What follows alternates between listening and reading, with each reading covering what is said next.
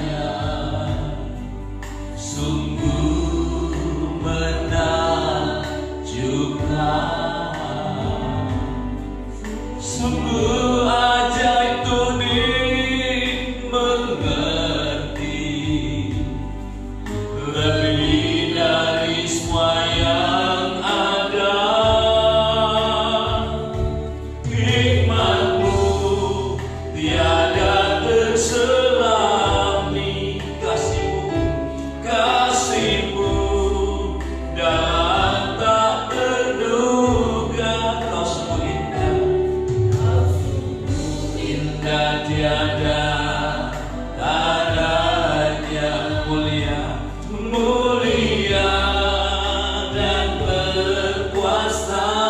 Dari awal katakan kau sungguh indah tiada taranya, sungguh menakjubkan, sungguh ajaib untuk dimengerti. Amin. Lebih dari semua yang ada, hikmat-Mu tiada terselami. Katakan kasih-Mu Tuhan, kasih-Mu dalam tak terduga. Kau sungguh indah, Kau sungguh indah tiada taranya, mulia, mulia dan berkuasa. Sama-sama berkata Tuhan, ku kagum hormat akan Engkau, ku kagum hormat akan Engkau. Kau Allah yang layak dipuji, ku kagum akan Engkau. Kami kagum, ku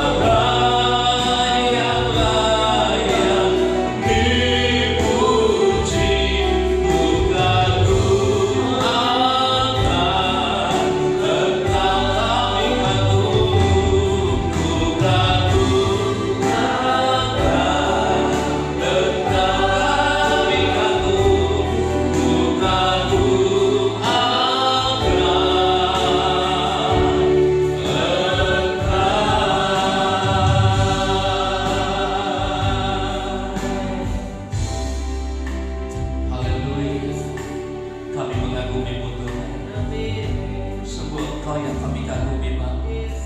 Begitu mulialah Engkau Raja kami.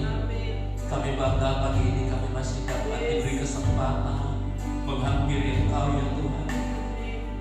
Dari hati kami ingin selalu memuji-puji dan menyembah Engkau, mengagungkan nama-Mu, karena kasih-Mu yang begitu luar biasa dalam hidup kami. Biar pagi ini Bapa, surga dipenuhi dengan sukacita, surga dipenuhi dengan ucapan syukur dari kami di tempat ini dan rumah-rumah jemaat-Mu yang sedang lahir bersama kami. Yes Tuhan, mulialah nama-Mu Tuhan, berkat-Mu atasku melimpah. Oh mulialah nama-Mu Tuhan, Kau layak terima pujian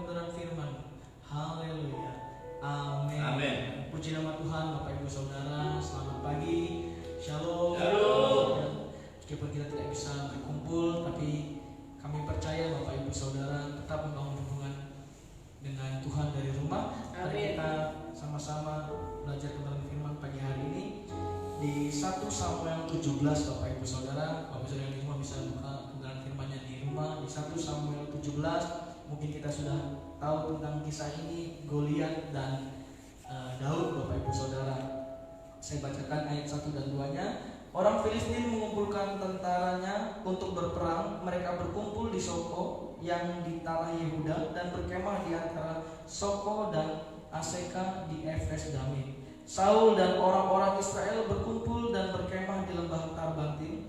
Mereka mengatur barisan perangnya berhadapan dengan orang Filistin. Bapak Ibu Saudara, saya hanya baca ayat 1 dan 2 saja. Saya menemukan sesuatu yang baru, Bapak Ibu Saudara. Ini mungkin tentang kehidupan kita sebagai orang percaya di akhir-akhir ini. Kalau kita sudah melihat banyak sekali kejadian yang membuat kita sepertinya dibatasi untuk beribadah. Banyak sekali kejadian yang membuat kita sepertinya kok sudah berubah. Tadinya kita suka datang ke gereja, sekarang kita nggak datang ke gereja.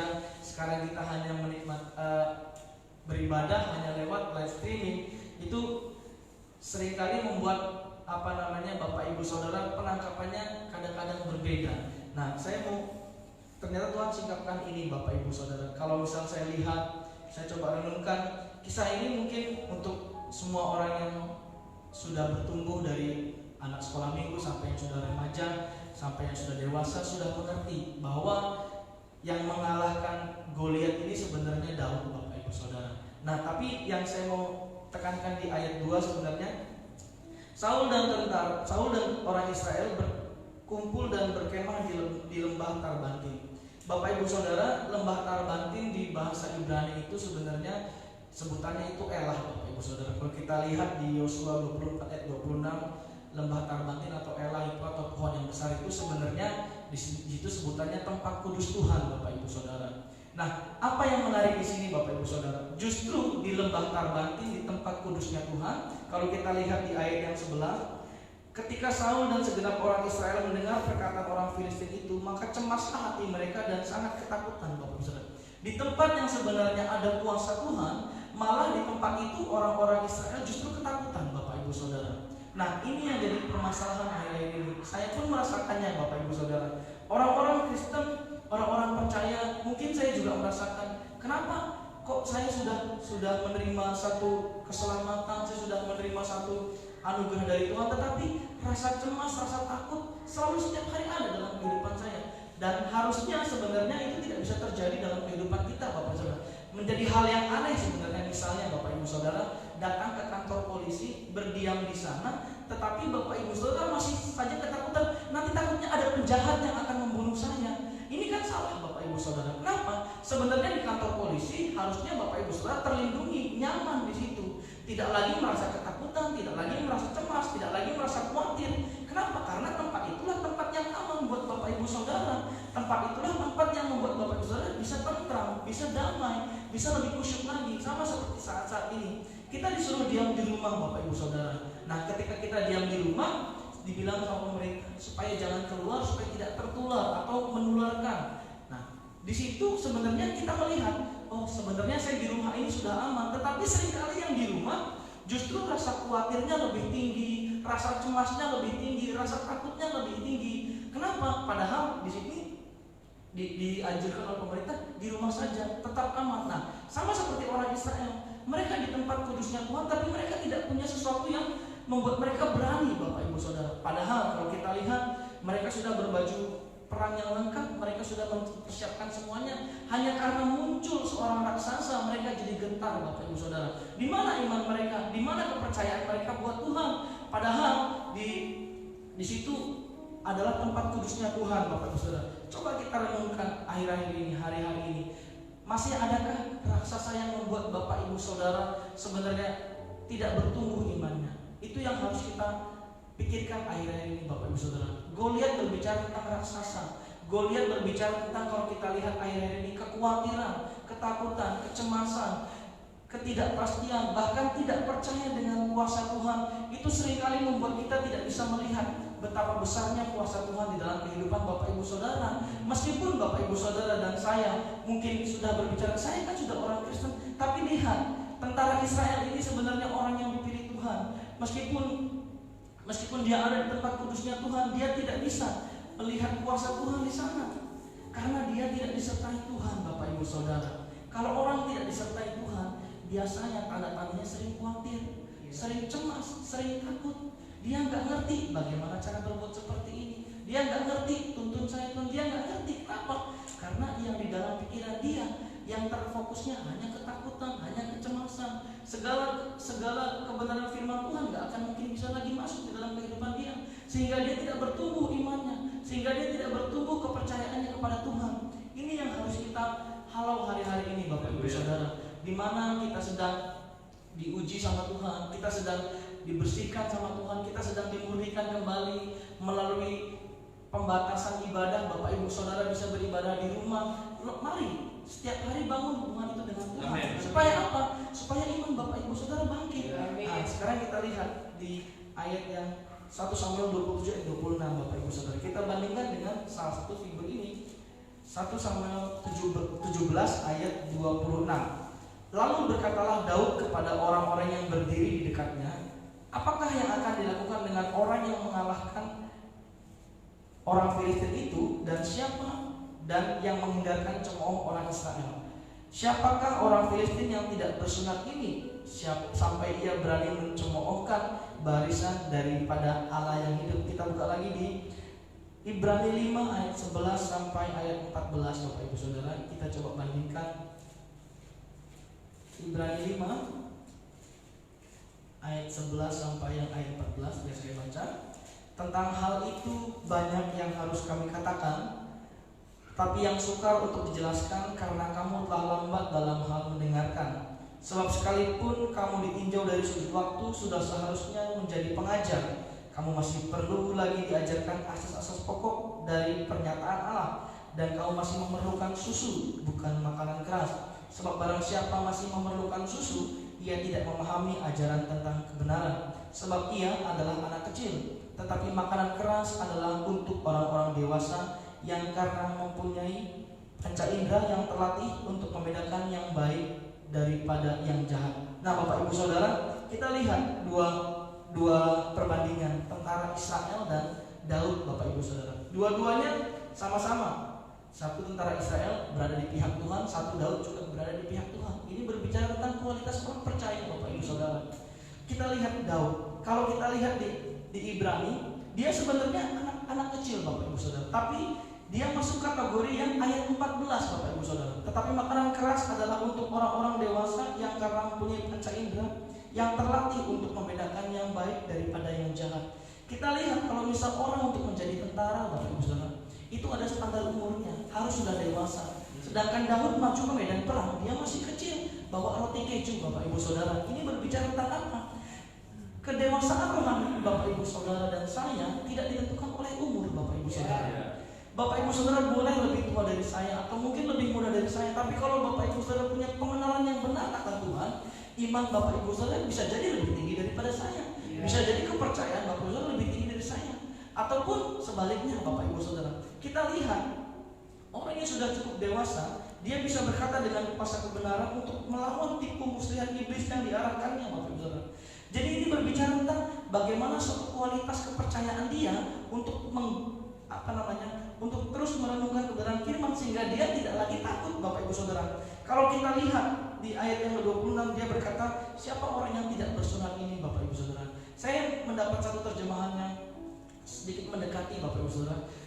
Di Kejadian 17 ayat 10 kita lihat. Kejadian 17 ayat 10.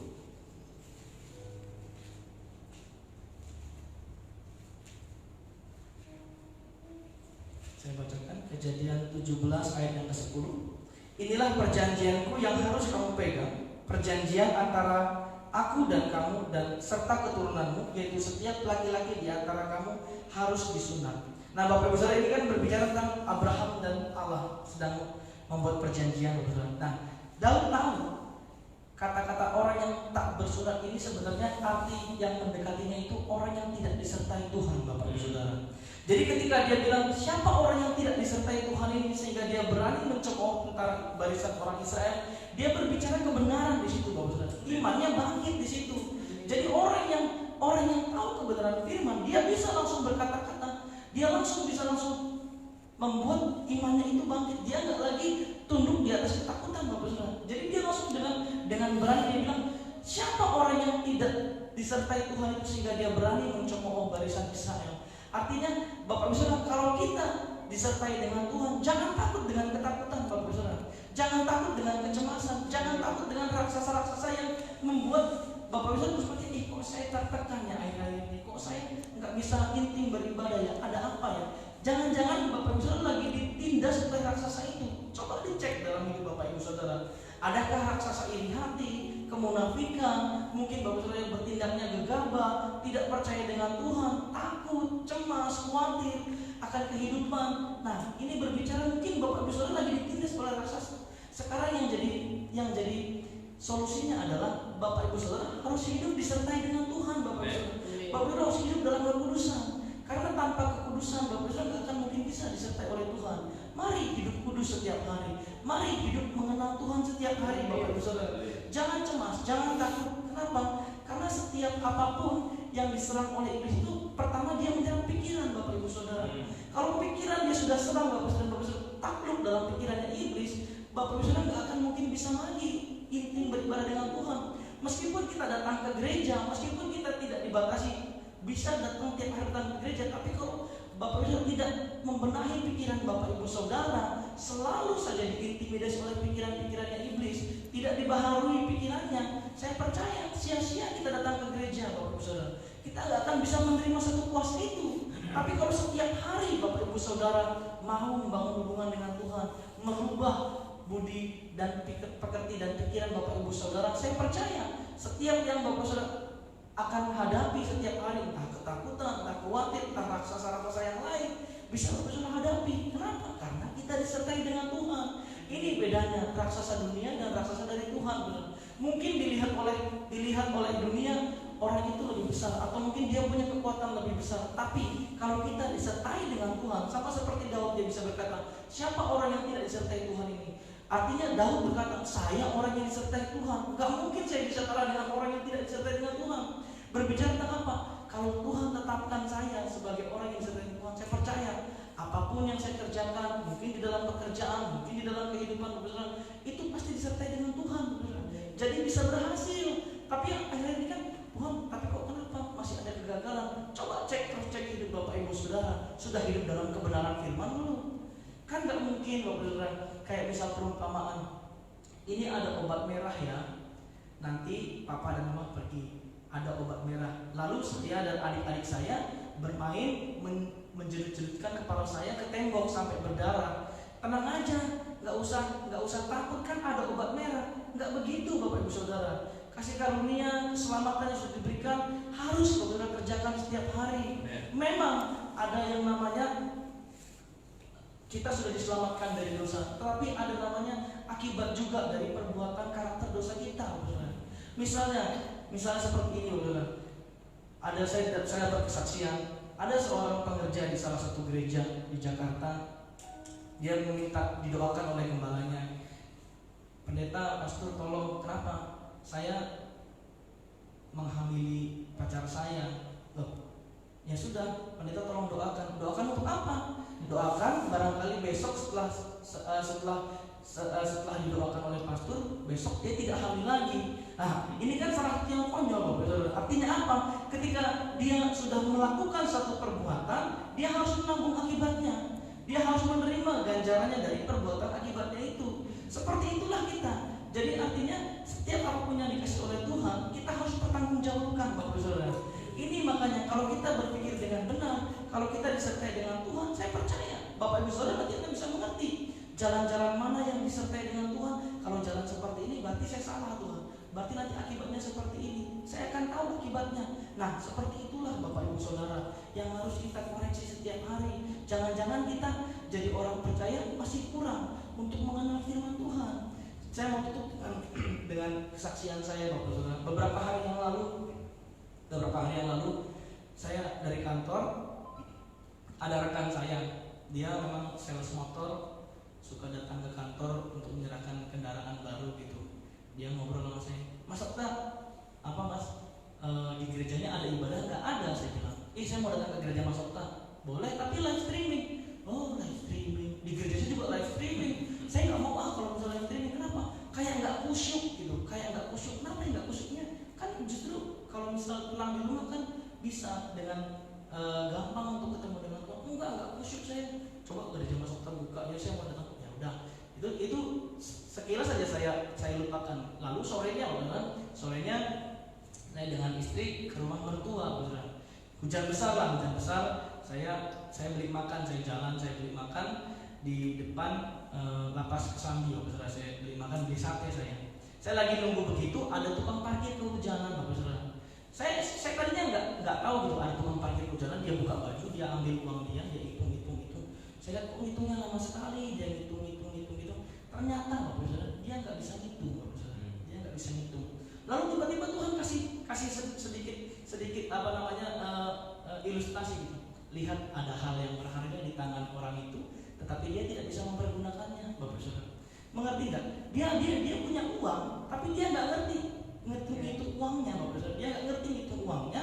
Lalu dia nggak akan mungkin bisa kalau misal ada mau beli ini, dia nggak ngerti berapa ya uang yang dipakai untuk membeli itu ya. Nanti dia pasti bisa dibohongin sama orang, Bapak Saudara. Tiba-tiba Tuhan singkatkanlah dengan kejadian yang tadi paginya saya bertemu dengan rekan saya. Nah, Bapak Saudara, hal yang berharga hari-hari ini apa sebenarnya, Bapak? Sebenarnya hal yang berharga itu waktu hari-hari ini, Bapak Ibu Saudara. Jangan sampai kita nggak bisa mempergunakan waktu kita, Bapak Ibu Saudara. Mungkin kita bisa berkata, saya sudah datang ke gereja, saya sudah memuji menyembah Tuhan, saya sudah mendengarkan kebenaran firman Tuhan. Tapi kalau Bapak Ibu Saudara tidak benar-benar mengerti kebenaran firman Tuhan itu, dilihat dari kondisi seperti saat ini, waktu yang Bapak Saudara gunakan tidak bisa menjadi satu acuan ini hal yang berharga. Nanti kita akan menyamar sama seperti tukang parkir itu, Bapak Saudara. Ada hal yang berharga yang Tuhan titipkan, ini waktu yang berharga, tapi kita sia-siakan, Bapak Ibu Saudara. Mungkin di luar sana kita bilang kan, ya nggak enak, nggak mau, nggak bisa lagi berkumpul bersama-sama. Tapi ada satu sisi, ya saya juga bisa membangun hubungan dengan Tuhan. Kita mau pilih yang mana? Itu tergantung Bapak Ibu Saudara. Mau pilih mana, mempergunakan waktu dengan baik dan benar, setiap hari membangun hubungan dengan Tuhan, atau mungkin mau seperti yang kita lihat di Ibrani itu, terus aja makanan susu yang diberikan, bukan makanan keras. Artinya Bapak Ibu nggak ada gairah untuk membangun hidup Bapak Ibu Saudara lagi. Nanti sama seperti orang Filistin, sama seperti tentara Israel, dia sudah lengkap pakai baju perang, tapi dia sebenarnya takut, Bapak Ibu Saudara. Jangan-jangan kayak kita penuh dengan kebenaran firman Tuhan, tetapi ketika dihadapkan dengan satu peristiwa, Bapak Saudara nggak akan mungkin bisa mengalami kuasa Tuhan. Kenapa? Kelihatannya aja gagah, kelihatannya aja berbobot, tetapi di dalamnya kosong, Bapak Ibu Saudara. Ini hal-hal yang bahaya, yang hari ini harus kita perangi. Jangan sampai inilah pembuktian di mana kualitas anak-anak Tuhan dibuktikan, Bapak Ibu Saudara. Di mana kualitas orang-orang percaya dibuktikan saat ini. Kenapa? Karena lewat kejadian seperti ini kita bisa melihat mana yang kualitasnya benar-benar mumpuni sebagai orang-orang Kristen, orang-orang yang menganggap bahwa saya ada Kristus di dalamnya. Mana kualitas orang-orang yang hanya ngomong saya orang Kristen, Bapak Ibu. Ini salah satu tamparan buat setiap kita. Kalau kita nggak bisa melakukan ini, berarti kita jadi tentara Israel itu yang sudah berbaju perang lengkap, tetapi kita takut. Kalau kita sama seperti Daud, berarti kita nggak pakai apa-apa, kita hanya bilang saya disertai dengan Tuhan. Bapak bisa mengalahkan ketakutan itu, bisa mengalahkan kekhawatiran itu, bisa mengalahkan kecemasan itu, bisa mengalahkan setiap apa yang menggerogoti pikiran Bapak Ibu Saudara. Itu Bapak Saudara. Jadi mari hari-hari ini kita harus makin lagi membangun hubungan dengan Tuhan dengan baik dan benar, Bapak Saudara. Jangan hanya merenungkan itu hanya seperti membaca Quran, Bapak Saudara. Renungkan itu firman setiap hari, baca firman setiap hari. Ada jam-jam doa Bapak Ibu Saudara. Mungkin yang hari Minggu tidak bisa datang ke gereja, mari pagi hari sebelum kita mengikuti live streaming, bangun hubungan. Atau pagi hari yang sudah kerja dari rumah, sekolah dari rumah, bangun hubungan dengan Tuhan. Kan sekarang nggak ada lagi, ayo datang pondok Daud, ayo datang doa fajar, ayo latihan tim PW, nggak ada lagi Bapak Ibu Saudara. Semuanya udah dari rumah. Mungkin ini rencana Tuhan untuk setiap kita pribadi lepas pribadi makin intim dengan Tuhan. Tidak lagi hanya karena arahan gembala, hanya karena arahan koordinator tim PW kita mau memuji menyembah Tuhan. Enggak, ini sudah saatnya Bapak Ibu Saudara dan saya itu harus bergerak sendiri. Mari bangun dengan dewasa. Saya menutup kita mau menyanyikan satu pujian, mungkin ini pujian lagu lama, kita ambil tiket. Ajar kami menghitung hari-hari kami Tuhan. Sama-sama sebelum kita akhiri doa fajar ini, nanti sebelum saya ke belakang kembalikan ke Pak Gembala, kita sama-sama menyembah Tuhan. Terima kasih Tuhan. Ajar kami Tuhan hari-hari kami. Ajar kami Tuhan menghitung hari-hari agar kami beroleh hati bijaksana. Ajar kami Bapa, ajar kami Bapa, hidup dalam jalan-Mu agar semua rencana-Mu digenapi. Satu kali dari awal katakan ajar kami Tuhan.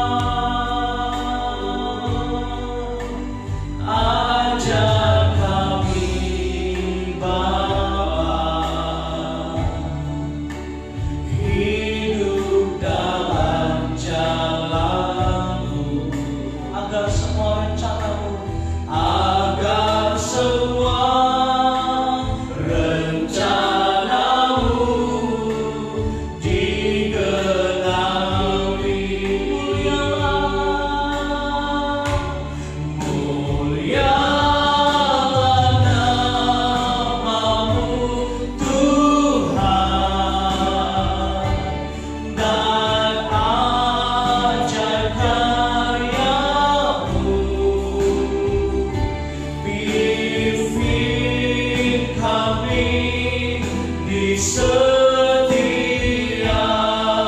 waktu.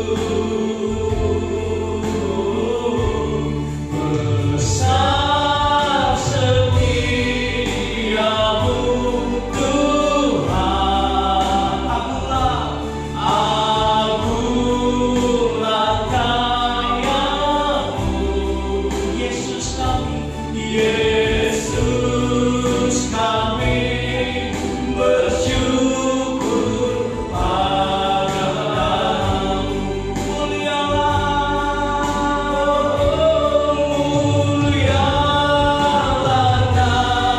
nama-Mu Tuhan. Dahsyat ajaib karya-Mu. Pimpin kami di setiap waktu. Besar setiamu Tuhan, agunglah karya-Mu, agunglah karya-Mu. Yesus kami bersyukur, Yesus kami bersyukur padamu. Satu kali lagi diangkat pujian, dikatakan mulialah, mulialah nama-Mu Tuhan. Dan ajaib karya-Mu. Pimpin kami di setiap waktu. Besar setiamu Tuhan, agunglah karya-Mu. Yesus kami bersyukur padamu. Yesus kami bersyukur, Yesus kami bersyukur padamu. Yesus kami bersyukur, Yesus kami bersyukur padamu. Terima kasih banyak Tuhan buat kebenaran firman-Mu pagi hari ini. Dimateraikan dalam setiap kehidupan kami. Biar kami mau bangkit Tuhan. Kami tidak mau menjadi seperti Saul, walaupun kelihatan gagah raja tapi dia tidak ada isinya. Kami mau menjadi seperti Daud, orang yang rohnya menyala-nyala, yang berbobot berkualitas ilahi. Terima kasih diberkati hamba-Mu Pak Pendeta Pembantu Octavianus. Tuhan urapi dia lebih lagi pakai menjadi alat-Mu yang luar biasa. Diberkati istrinya Hana. Tuhan kami bersyukur Tuhan sudah memberikan mereka benih ilahi dalam kandungannya. Berdoa dipelihara Tuhan, dijagai Tuhan, dan diberkati Tuhan. Terima kasih banyak Bapak. Semua jemaat yang ada di rumah, kami percaya diberkati Tuhan. Kami menerima berkat embun pagi hari ini. Terima kasih ada kami semua dalam perlindungan-Mu, penjagaan-Mu. Semua jemaat, baik yang dengar live streaming yang maupun belum sempat, semua diberkati Tuhan. Pagi ini angkat tangan saudara, kami sama-sama menopang dalam doa buat gembala senior kami, Bapak Agung, Ibu Dio, dan ketiga putranya Revival, Christmas dan Harvest. Tuhan selalu menjaga, melindungi, memelihara kesehatannya, supaya beliau boleh menggembalakan kami semua, memimpin kami semua kepada tujuan ilahi dan rencana-Mu Bapak.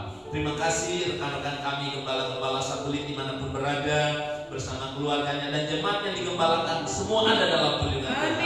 Terima kasih banyak Bapak di surga. Semua gereja-gereja Tuhan dimanapun berada, yang ada di bawah kolong ini, dijagai Tuhan, dipelihara Tuhan. Terima kasih, kami percaya hari ini harinya Tuhan, hari yang penuh berkat, rahmat dan anugerah, hari yang penuh sukacita, damai dan sejahtera, hari sehat, hari kuat, hari bahagia. Kami percaya kebajikan dan kemurahan Bapa mengikuti kami sepanjang umur hidup kami. Mampukan kami terus ya Tuhan untuk mencari wajah-Mu. Dalam situasi seperti ini kami mau benar-benar lebih lagi Tuhan, bangkitkan gairah kami, buat kami makin haus dan lapar akan dilaksanakan kebenaran firman.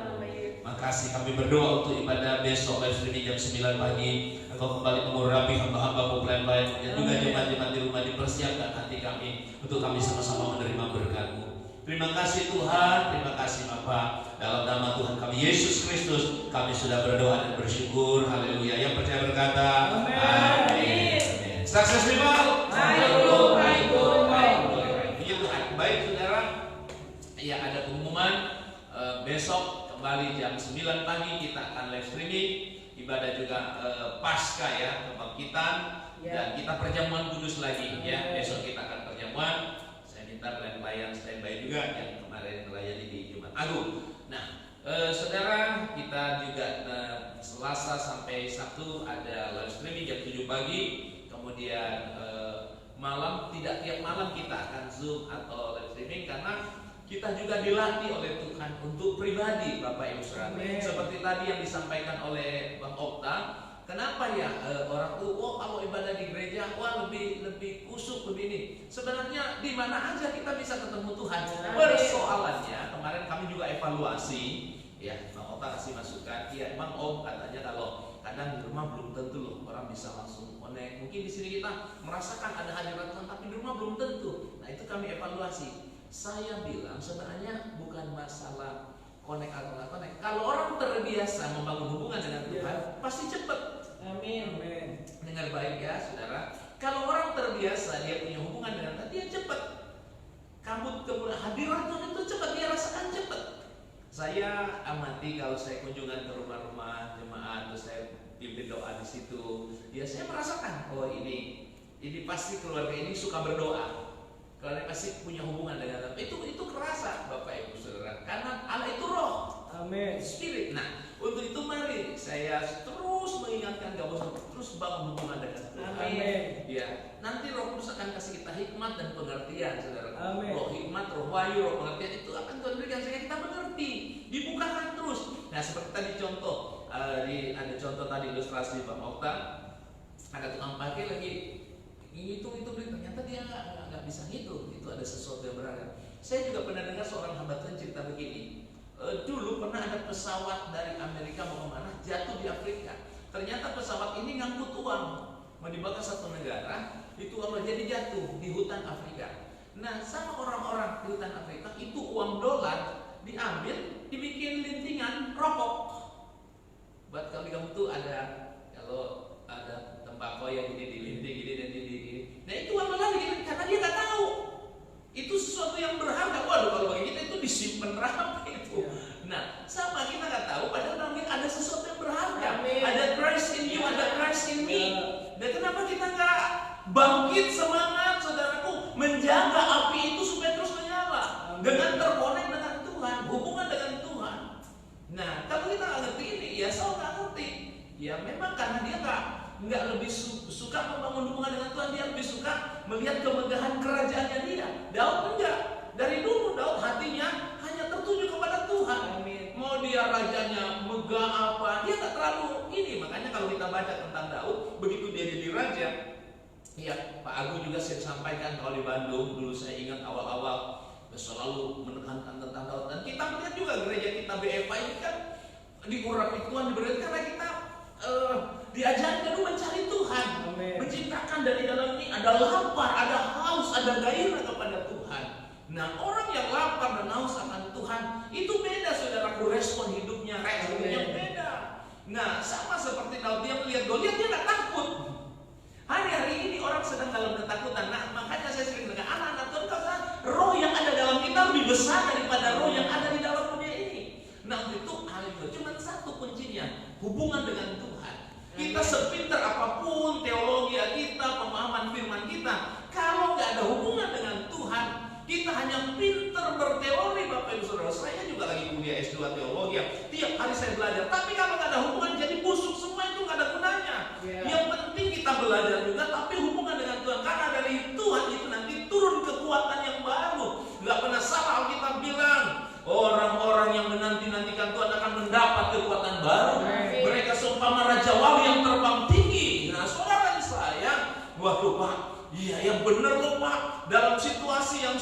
seperti ini dalam situasi yang menegangkan di mana ada COVID-19, tapi kita anak-anak Tuhan rohnya terus menyala-nyala. Gairah kita berdoa, kita melihat di sana, waduh orang pada ketakutan, kita nggak takut. Kenapa? Bukan sombong, karena kita tahu mati pun kita udah tahu tujuan kita. Bagiku mati adalah apa? Alkitab bilang untung, hidup adalah Kristus. Jadi nggak ada yang kita takutkan. Saya juga nggak takut. Saya cuma takut satu, kalau saya bikin dosa, kalau saya jatuh dalam dosa, itu aja yang saya takut. Selama itu saya nggak takut, karena saya terlalu percaya pemeliharaan Tuhan, penyertaan Tuhan, kasih setia Tuhan itu saya nggak ragu. Justru saya ragu diri saya. Tuhan saya nggak pernah ragukan dia. Dia udah terlalu mulia. Maka dari tadi saya ngangkat lagu, waduh, saudaraku, ya Tuhanku, aku hendak. Waktu dari dalam itu muncul baru, kau sungguh indah tiada taranya. Dari hati saya itu memang mengagumi Tuhan, baru mulialah namamu Tuhan. Dari dalam hati saya itu ada rasa ingin memuliakan dia. Dan nanti itu kita maksimalkan dalam hidup kita sehari-hari. Gitu loh. Nah, ada namanya praktek hidup. Tuhan mau melatih kita lewat kehidupan kita. Bagaimana saudara kita menjalani hidup ini? Kemarin saya sudah bagikan di ibadah Jumat Agung. Mari Bapak Saudara, kita isi percaya kita dengan benar. Amin. Kalau kita berkata Christ ini, berarti tindakan kita harus seperti Kristus. Amin. Cara berpikir kita, perasaan kita saudara, ini yang kita terus mau belajar, membangun manusia rohani kita supaya hari lepas hari kita kelihatan pertumbuhannya, kelihatan kita benar-benar gak mencintai dunia ini, hati hanya mencintai Tuhan. Dan kita gak usah takut, gak perlu lagi harus ini gak perlu. Tuhan pelihara kita. Amin. Ya. Nah untuk itu kalau kita aku memuji Tuhan, bukan hanya menyanyi di gereja, tapi lewat kelakuan kita itu Tuhan harus dipuji. Lewat setiap gerak kita, saudara, apa yang kita kerjakan, kita lakukan, itu Tuhan harus dipuji. Nah itu baru ada kualitas. Amin. Nah kalau kita udah begitu, kita nggak takut roh intimidasi, roh kekhawatiran, roh apapun nggak takut. Kenapa? Karena benar-benar kita ini menjadi pribadi yang disertai Tuhan. Tuhan itu nyata. Amin. Tuhan itu real, bukan hanya berfantasi di pikiran. Oh Tuhan ini begini, begitu ada. Ya itu Saul buktinya dan pengikutnya. Takut melihat Goliat. Kenapa? Apakah mereka bukan umat Tuhan, tapi nggak mau hubungan dengan Tuhan? Nah banyak hari-hari ini orang Kristen nggak serius dengan Tuhan, nggak sungguh-sungguh dengan Tuhan. Akhirnya apa? Begitu tanya ini bingung kan? Ayo kita mau bangkit nih. Amin. Saudara yang ada di rumah, bangkitkan imanmu. Amin. Kuatkan imanmu, biar rohmu menyala-nyala. Bagaimana supaya rohnya menyala-nyala? Ya harus terkonek dengan api.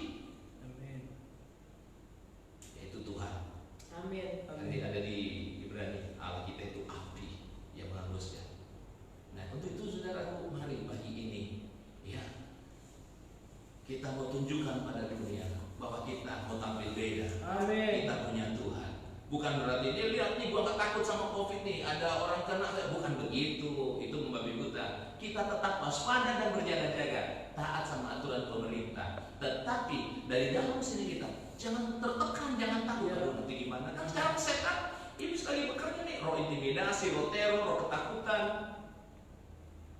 Ya kita jangan terjebak sama umpan iblis itu. Jangan. Kita berkata, kita terperkatakan firman, roh yang ada di dalam saya lebih besar daripada roh yang ada dalam dunia ini. Itu baru deklarasi firman. Amin. Dan hidupi. Amin.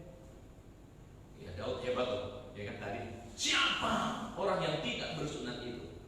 Tadi kata Bang Papa, siapa orang yang tidak disertai berani-beraninya dia melawan barisan Israel? Waduh, pede banget Daud. Kenapa? Di dalam dia ada kuasa. Amin. Di dalam kita semua ada kuasa. Amin. Ya. Roh yang Tuhan taruh di dalam kita itu rohnya dia. Ya. Dan itu diingininya dengan cemburu. Hati-hati Bapak Ibu Saudara. Kalau dia taruh rohnya di dalam diri kita, berarti dalam diri kita harus ada kerinduan sama Bapaknya. Amin. Pagi ini kita datang bukan sekedar karena doa fajar atau jadwal tiap hari, bukan. Dari hati kita rindu. Saya dari pagi udah bangun, saudara. Udah bangun saya dari jam 4, saya udah bangun. 4:30 saya ke belakang, ini masih ngorok. Bangun. Buka pintu semua, saya udah standby. Kenapa? Saya rindu memuji Tuhan. Amin. siap dulu, sini ada doa dulu di dalam. Ayo kita bangun. Ya jangan saudara juga mental block, saudara. Ya bapak kan pendeta, bapak gembala sidang. Iya. Nanti begitu nanti di tahta pengadilan nggak ada pendeta, nggak ada jemaat, semua sama. Amin. Bagaimana kita membangun kualitas kita? Bisa juga saudara nanti lebih dari saya, seperti tadi Bang Okta bilang. Tergantung kita. Ayo berlomba dalam perlombaan iman yang benar. Amin. Berlomba makin hari makin rendah hati, Amin. makin hari makin serupa dengan Yesus, makin hari hatinya makin bersih. Ya. Enggak ada lagi hati busuk, gitu-gitu iri, benci, dendam, sentimen sama orang, apalagi hidupnya, sorry ya saudaraku, masih mencintai dunia. Saya melihat ada beberapa loh, ya ada beberapa jemaat di kita nih, bahkan pelayan Tuhan, aduh ngeri, tapi ya saya diam aja. Masing-masing sudah dewasa dan bisa bertanggung jawab nanti di hadapan Tuhan. Ayo sekarang saya ingin mengajak, apalagi dalam situasi begini, perbanyak, lebih serius lagi kita bangun hubungan dengan Tuhan. Ya, nah untuk itu tadi firman Tuhan, ayo disimpan, dimateraikan, direnungkan. Bila perlu nanti di-sharekan, saudara yang sempat mendengarkan, nanti ini bisa live tunda juga, nanti siaran tunda ya, saudara bisa lihat lagi, di-sharekan lagi. Wih, tadi saya dapat berkat waktu Bang Okta khotbah. Waduh, roh saya seperti hidup lagi Pak Gembala. Sharekan di grup, itu membangun. Amin. Kalau mungkin nggak biasa mencatat, direkam. Iya, 5 menit direkam, gini-gini saya dapat ini, saya dapat ini. Baru aplikasikan dalam kesaksian kita. Jangan menguraikan ayat seperti saudara membuat catatan khotbah. Saya nggak minta saudara kesaksian hidup. Ringkasannya itu diimplikasinya apa yang saudara dapat. Itu yang penting. Jadi membangun yang lain. Amin. Itu maksudnya. Ya, oke, tetap semangat, sukses yuk. Hai bro. Ya, Tuhan, ya kita tetap berdoa supaya virus corona ini cepat berlalu. Kita terus berdoa yang sakit makin sedikit dan yang cepat sembuh semua, dan tidak ada lagi virus ini, semua kita akan berjalan dengan baik. Amin. Kita berharap seperti itu. Ya, minta belas kasihan Tuhan turun juga atas bangsa ini. Saya percaya kok di balik semua ini ada rencana Tuhan yang luar biasa bagi anak-anaknya. Yang penting respon itu menentukan hasil. Amin. Ya, sekali lagi Bapak Ibu Saudaraku, jangan lupa besok kita live streaming jam 9 pagi.